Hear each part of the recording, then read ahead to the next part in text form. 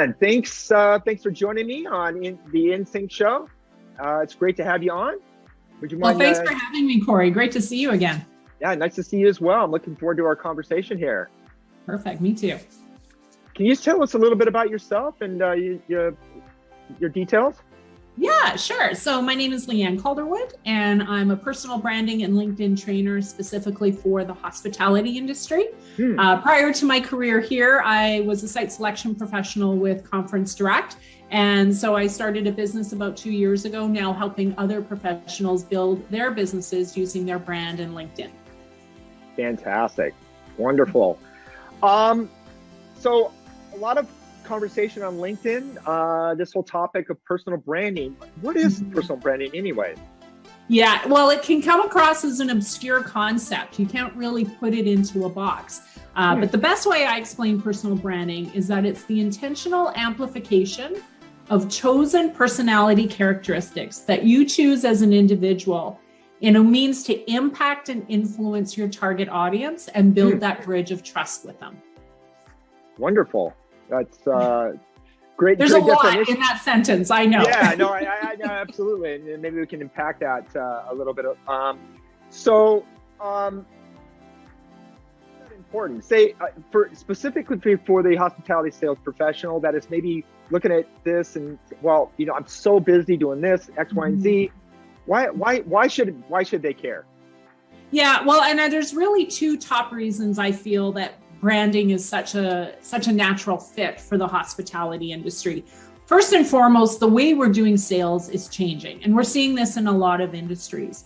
So those traditional sales methods of using phone calls and Rolodexes and showing up at people's offices, they were even changing before the pandemic, but now they've really changed because we've been limited in how we can interact with our clients. And so having a robust personal brand just gives you another open door into the lives of our ideal clients and a way of connecting with them in a way that we never could before. So that's first and foremost. That's more the logistics and kind of getting in front of our clients. But secondly, our industry, Cory, which is this is why we hang out in our industry, it's built on building experiences. So my opinion is that if we can start that experience with us, with ourselves, how much better will the overall experience be? So as professionals, we're creating the experience right from that initial connection with our clients and partners. Wonderful. Wonderful. What about the idea of making yourself a valuable asset, right? And in this, this job market, when and this is one of the other things from a branding perspective on the marketing side is if you position yourself as that authority or thought leader, and you are now a commodity that others are going to look to possibly come to work for their team. Can you maybe explain a little bit more about that as well? Yeah, well, it's interesting you bring up the word thought leader, because I think that's another word that trips people up when they're thinking about stepping out and being, front and center, as opposed to reserving their comments and reserving their opinions. Being a thought leader and having a personal brand actually do go hand in hand. And it really is about just stepping out and being in front as opposed to fading into the shadows and waiting for leads to come to you.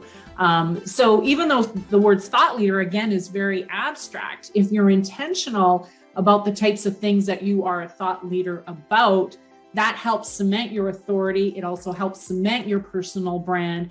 And now people know what box to put you in. They know that you're a thought leader in such and such an area, or they know that you're the utmost authority on this venue or this service or this type of meeting. And so now people know where to place you. Without being a thought leader, without creating a brand, and without any social media presence, when you meet someone, people are going to struggle with, where do I put this person in my Rolodex? Where is this person going to serve me best? So we're just trying to get ahead of the game and give them that information before they have to try and figure it out themselves. Does that help, Cory? Yeah, absolutely. And speaking of which, ahead of the game, there's been also technology has been a very integral in part of our culture that's changing the landscape of how we work, right? How about the dynamic of technology that that is guided. It's oftentimes we're getting to a point where there's not a salesperson that's actually part of the process. So even in meetings, I don't know if you're familiar, there's a couple of platforms out there right now. You can book a small group meeting yourself. You don't have to talk to anybody. Yeah. So could you also maybe expand just a little bit more about that and the role that a salesperson is going to play when technology now is going to fulfill that order taking element? And we've had those technology things around for years, Cory, for decades, really. I mean, my clients could just use Cvent and source their own programs. They don't even need to use me. But again, it comes back to the relationship and the expertise that one brings, a sales manager brings to that relationship. Sure, you can book that small meeting online, but in consultation with a sales manager, you're getting into the right space, you're getting into the right atmosphere, you're partnering with the right people to make that meeting more successful or that event more successful. So I'm going to go back to what I almost said at the beginning is that experience can start with the person. And so the sales manager has now become that trusted partner and part of the experience because you can't necessarily trust technology to read into your goals and objectives and give you the right options. So I think the role of the sales manager is not going anywhere. It would have disappeared years ago if technology worked. And technology does serve a purpose, and there will be those clients that prefer to do that hands-off approach. But I would question the ROI on their meetings and experiences as compared to those that partner with the right people, partner with the right sales manager and the right AV firms, et cetera. So I hope that answered that question. And the other Very well.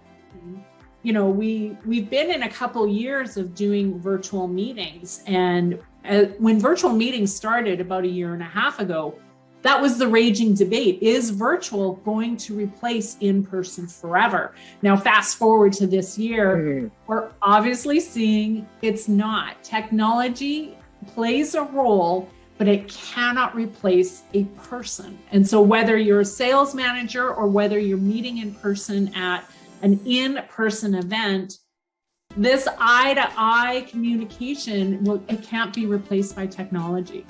I don't know if that helps, Cory. It does. It's ironic that you're saying that right now, because after yesterday's, and no one's quite sure exactly what has happened at Facebook/Meta, but I think the very last thing that people want right now is more artificial. They want more humanity. That person, people are craving for that. And if anything, it's shown us is that people cannot, they're built to have one-on-one connectivity. And I completely agree. Technology can only get you so far.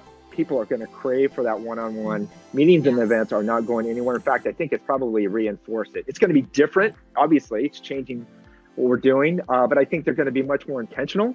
Yes. And I think people are going to, there's going to be, I think personally, much more a different appreciation for meetings now, where we took it for granted, right? We did, absolutely. And we didn't see a lot of change over the last 10 or 20 years. Great point. We weren't pushed to the point where we had to change. Now, granted, there are some incredible thought leaders out there that were always advocating for change. This was their window of opportunity to now bring everyone else alongside them. So I have to applaud those individuals who have been doing it for years and years. And I only hope that they saw more success in creating change the last couple of years, because now we were all forced to rethink our meetings and rethink our interactions. You bring up an interesting point about, those in-person interactions aren't going to go away, and the role of social media, be it Facebook or LinkedIn, et cetera. And when we now take it backwards to our personal brands, in the last 2 years, we've built our brands through social media, which is a technology. But how powerful will it be if we've done that work, we've created our brand through social media, and now we see someone in a networking room face to face? Gone is that, hello, what do you do? Because they already know you. They've already exactly all about you. That's so right. There's the power of branding, is you've already eliminated that cold connection in a networking room, and it's already a warm friendship already started because you took the time to create something through social media. That is a really good point. In fact, to even take that a little bit further, it also gives you an idea to people to not necessarily avoid, but if you already made a connection with somebody online and you see that person, and now you can gravitate that that conversation is much more meaningful, rather than you get into a very awkward conversation with somebody, you're trying to pull yourself away, and it's just very awkward. I didn't even think about that whole element. That's a very, very interesting and exciting how to optimize your networking when you're one-on-one. Well, and that's why I encourage more so even introverts than extroverts to explore personal branding. Because the one thing you hear a lot when you talk about branding is, oh, I don't deserve a brand, or why should I have a brand? And more often than not, those are the introverts that like to keep things to themselves. But there's power in creating a brand and doing it in this format, Cory, so that when you do get to that awkward big ballroom reception, people already know a little bit about you, and those conversations are so much easier. Now, branding is for everyone, introverts and extroverts alike, but for the introverts that are wondering, is this the right avenue for me? It's the perfect avenue for you. It's the perfect way for you to eliminate the awkwardness that can come in a networking room. Wonderful. And this is actually a great segue. So for those that are interested in taking that first step, how can somebody start? What's the easiest way to get going on your personal brand? Yeah, well, and that's the thing is we go back to branding being this abstract thing, and now how do you create those concrete steps? And I did spend time creating a framework that has some steps. And here's the very, very first one, is defining why you're creating a brand in the first place. Is it to attract leads? So now let's look at that sales manager, that hotel sales manager. So is that hotel sales manager, is he looking to attract new business to his property, or is he looking to become a thought leader and maybe look at job opportunities, future job opportunities? Is he looking to influence the supervisors and bosses at his organization? So really getting clear on what your goals are for creating a personal brand, that will help with the other decisions and the other steps that are to come. And your goals can change. They can change every day. They can change every year, but being clear then drives everything that you amplify through your personal brand. Fantastic. What would be that first step? Say somebody that's maybe have opened a LinkedIn account. They've got, they got a profile up, but maybe they've thought of LinkedIn as a glorified resume, which I think a lot of people still think that. And, what would be that first step, or the biggest advice for you for that first? Yeah, well, and so I'll give you the two steps, Cory, because the first one I've already mentioned is you got to know what your goals are for being on LinkedIn, right? Like, are you there to attract business leads? Are you there to attract job opportunities? Because the second step is to know who it is that you're talking to. And once you know clearly who it is you're trying to impact and influence, that will shape the copy of your LinkedIn profile. That will shape the copy of your LinkedIn content. So knowing what your goals are, which drives knowing who it is you're talking to, everything else you do on LinkedIn, every word you write will resonate with those two things. If there's anything that you're creating on LinkedIn or any other social media channel that doesn't go back to your audience or your goals, then it's not going to resonate. Now you've created that disconnect, right? And so if you want that audience to know who it is you are, we need to speak to them. And that's where now you're getting into all the fun stuff, because LinkedIn isn't that online resume. An online resume speaks to a recruiter. But if your job is not to speak to recruiters, but to attract leads, we need to scrap the resume model and look at it as a value proposition. And that's how we position our LinkedIn presence. Absolutely. In fact, that was a great question. I was going to ask you, how important is it that your LinkedIn profile is actually written about your potential prospect, and it's not necessarily about you, right? Can you share a little bit more about? Yeah, exactly. So position your profile to be more about your audience and the problem you solve for your audience. So the question I ask myself as I even look at my own profile is, if my target audience looked at this right now, would they know that they're in the right place? And we know that we're in the right place if we're solving a problem or solving a challenge or providing value for a certain individual, right? So me, myself, I'm actually looking at your profile, Cory, and I should be able to know right away if you are the person for me, if you are going to be the resource for me. So when that hotel sales manager positions his profile, a meeting planner should be able to look at it and go, this is my guy. This is who is going to make all of my meeting and event dreams come true, because he's positioned his copy to talk to that person and the things that that person is thinking about, as opposed to the things that we're thinking about. Wonderful. Absolutely. Great. Well put. Fantastic. So what would be Leanne's secret sauce tip? Yes, I think, no, it's, I know we talked about this before we went on air, and I think what trips people up the most is the question, what makes me different from everyone else? And so finding that one thing, and it doesn't have to be this big blockbuster thing, but that one thing that differentiates you from other people in your market, that's the thing that people are going to recognize about you. So again, for that sales manager, if he's struggling to find that, perhaps even it isn't a unique feature about himself, but maybe it's something unique about his property, because that's the thing he's selling, is his property. Right, sure. And what is unique that he can exploit as being a differentiator? And then when we look at ourselves personally, what is the thing that people can remember about me, so that we have that connection and make that networking opportunity we talked about a little bit easier. So again, going back to all the wonderful things that make us up, which is literally thousands and thousands of pieces of information, being selective about the things you pull out of there, including the things that will set you apart from everyone else in your space. So finding that USP, that's the secret sauce. There you go. Love it. I think that's so important, that you define yourself and and something you're really passionate about. In fact, I had a quick LinkedIn post earlier.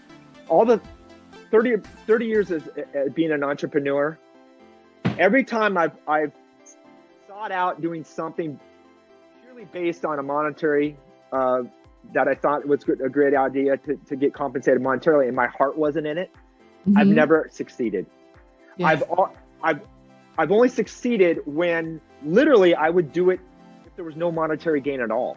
And I think that's important to succeed as professionals, finding something that motivates us way beyond just a financial gain. I know some people Warren Buffett, maybe some people that are just purely motivated by financial, but I just know, looking back, I can't get into anything and know I'm going to succeed unless there's something more under the surface than just a pure payday. It's interesting. We should talk about Warren Buffett, because my 14-year-old son is taking investing in math class right now. So we've got all these questions about investments. And we were talking about Warren Buffett because obviously he's good at what he does. I don't know Warren Buffett. I've never met the man, would love to.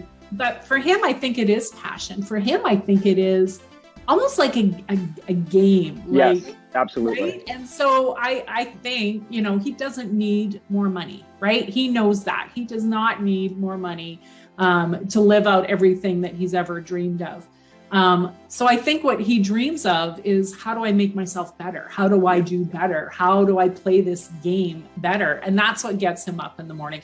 I'm guessing, I could be completely wrong, but that's my take on Warren Buffett. What I've learned about him. So I like it. Sounds logical to me. Definitely. Well, hey, I really appreciate you spending a couple minutes with me on this beautiful Friday. Really enjoyed the conversation, and hopefully we can do it again soon. I'd love to. Thanks for having me, Cory. Thanks. Have a great weekend, Leanne. You too. Thanks. Bye-bye. Bye.